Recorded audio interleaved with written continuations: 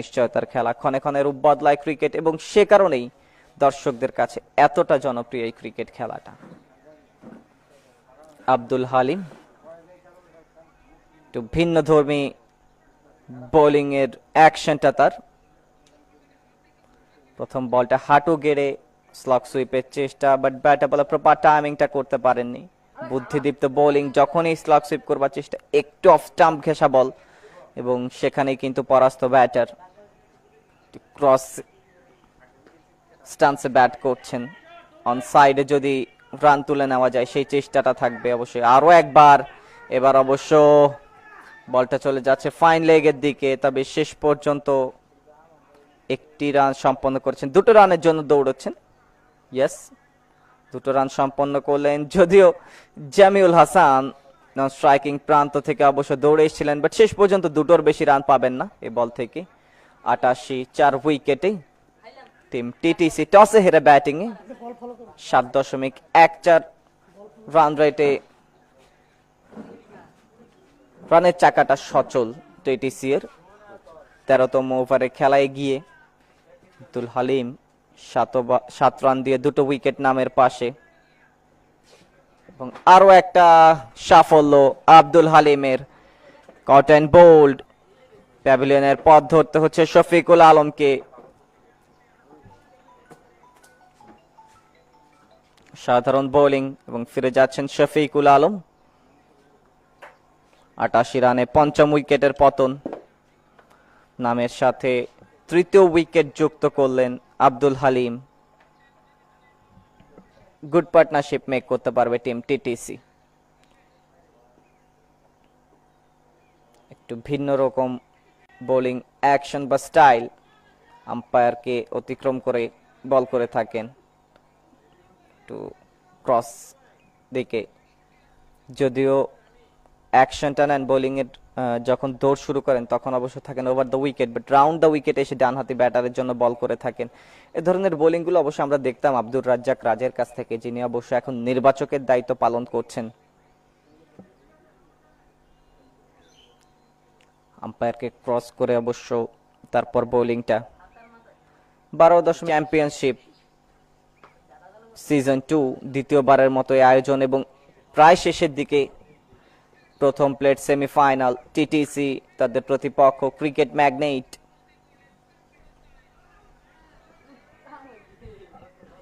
রানের চাকাটা চেপে ধরবার চেষ্টা, বেশ কয়েকটা ডট বলের চেষ্টা, এবার অবশ্য না। হাঁটু গেড়ে আরো একবার স্লগ সুইপের চেষ্টা করেছেন, যদিও মিড উইকেটে একজন ফিল্ডারকে রাখা হয়েছে। ব্যাকওয়ার্ড স্কোয়ার লেগ কিংবা কাউ কর্নারটা ফাঁকা, সেই চেষ্টাটাই করছেন, বাট এই যাত্রায় অবশ্য ব্যাটে বলে কানেক্ট করতে পারলেন না, ডট বল। এবং ব্যাটার অবশ্য গ্যাপ খুঁজে মারার চেষ্টা করছেন। পরের বল একটু ব্যাক ফুটে গিয়ে ড্রাইভ। স্লগ ওভারের জন্য কোন বলারকে রাখা হয়েছে সেটাও একটা বিষয়, যেহেতু আব্দুল হালিম ব্যক্তিগত শেষ ওভারটা করতে এসছেন তিনি।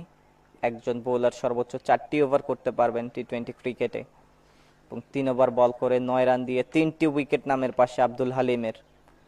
কোটার শেষ ওভারটা রাইট হ্যান্ডেড ব্যাটার ক্যাপ্টেন জাহিদুজ্জামানের বিপক্ষে বল করবেন। কিছুটা ধুকছেন জাহিদুজ্জামান, 5 বল থেকে এসছে তার ব্যাট থেকে মাত্র 1টি রান। আরো একবার ক্লেভার বোলিং, স্টাম্পের বাইরের বল, এবং 3 ওভার 1 বল, সব মিলে 19টি বল করেও ডট বল দিয়েছেন 11টি। বেশ ভালো বোলিং। যে 8 বল থেকে রান এসছে সেই 8 বল থেকে এসছে মাত্র 9টি রান, 3টি উইকেট বাগিয়ে নিয়েছেন। আরো একবার অফ স্টাম্পের অনেক বাইরে, ব্যাটারকে অবশ্য কষ্ট করেই কিন্তু খেলতে হচ্ছে। টেনে মারলেন লং অনের ফিল্ডার, খানিকটা দৌড়ে এসে ফিল্ডিং করলেন, 1টি রান। বেশ অনেকক্ষণ যাবত কিন্তু বাউন্ডারি থেকে বিরত রাখতে পেরেছে বোলাররা ব্যাটিং দল টিটিসি কে। বোলারদের কৃতিত্ব দিতেই হয়। পরের বল আরো একবার, ইয়াস, এক্সিলেন্ট বোলিং। স্টাম্পের অনেক বাইরের বল, ওয়াইডের লাইনটা থেকে একটু ভেতরে, এবং সেখানেই কিন্তু ব্যাটাররা টেনে খেলতে গিয়ে কিছুটা পরাস্ত হচ্ছেন, বা একটির বেশি রান পাচ্ছেন না। নিঃসন্দেহে বলা যেতে পারে বাউন্ডারি থেকে যতটা সম্ভব দূরে রাখার চেষ্টা করছেন। আরো একবার অফ স্টাম্পের বাইরে, করিডর অফ আনসার্টেনিটিতে। এখানে অবশ্য কাট বিহাইন্ডের একটা আবেদন ছিল, সেই সাথে স্টাম্পিং এরও, সেই আবেদনে সাড়া দেওয়ার কোনো কারণ খুঁজে পাননি আম্পায়ার। Dot ball. আব্দুল হালিমের এই ওভারে করা 4টি বল থেকে এসছে মাত্র 2টো রান। Economical bowling. পরের বল, ঠিক একই চ্যানেল মেনটেন করে বল করছেন, যদিও ব্যাটাররা আগে ভাগে রিড করতে পারছেন না, সে কারণেই বেশ অনেকগুলো ডট বল খেলতে হচ্ছে তাদেরকে। 94 5 উইকেটে জাহিদ, দলীয় ক্যাপ্টেন, অনেকগুলো ডট বল হজম করিয়েছে বোলাররা তাকে, এবং বেশ প্রেসারেই এখান থেকে অবশ্য বিগ শট খেলতে চাইবেন। ইয়াস, যেটা বলছিলাম, বিগ শট খেলতে চেয়েছিলেন, বাট এই যাত্রা ইয়ো মিসাই হিট, ক্রিকেটীয় ব্যাকরণে যেটা বলা হয়ে থাকে, একেবারে উইকেটটা ভেঙে দিলেন, সেই সুযোগটা লুফে নিলেন। 4 ওভার পূর্ণ করলেন, তার আগেই কিন্তু আব্দুল হালিমের আরো একটা wicket. 4 over 11 run, 4 wicket. Excellent bowling, 3-এরও কম রান দিয়েছেন টি20 ক্রিকেটে। ক্যাপ্টেন জাহিদুজ্জামানকে আজকে অবশ্য বেশিক্ষণ থাকতে দেননি উইকেটে, তার পাগলাটে ব্যাটিং এর আগেই কিন্তু তাকে ফিরিয়েছেন, অর্থাৎ 94 রানে 6 উইকেটের পতন টিম টিটিসির। বেশ সাফল্য কিন্তু এখনো পর্যন্ত অর্জন করতে পেরেছেন। পটটা ধরছেন সদ্য ব্যাটিং এ নামা জিসান। আব্দুল হালিম সর্দার আজকে অবশ্য ক্রিকেট ম্যাগনেটের হয়ে অসাধারণ বোলিং তিনি করেছেন, বাট ব্যাটিং এ গুরুত্বপূর্ণ ভূমিকা রেখে দলকে জয় এনে দিতে পারে কিনা দেখবার বিষয়। সহজ টার্গেটটা একটু কঠিন করে ফেললো। 10-এর উপরে রেকর্ড রান রেট, যেটা ছিল 6-এর একটু উপরে, সেটাকে 10-এর উপরে নিয়ে যাওয়া হয়েছে শুধুমাত্র তাদের ব্যাটিং এর ব্যর্থতার কারণেই বলা যেতে পারে। কারণ কেউই কিন্তু বড় ইনিংস খেলতে পারেননি বা ইনিংসটা বিল্ড আপ করতে পারেননি, এবং সেখানেই পিছিয়ে গেছে টিম ক্রিকেট ম্যাগনেট।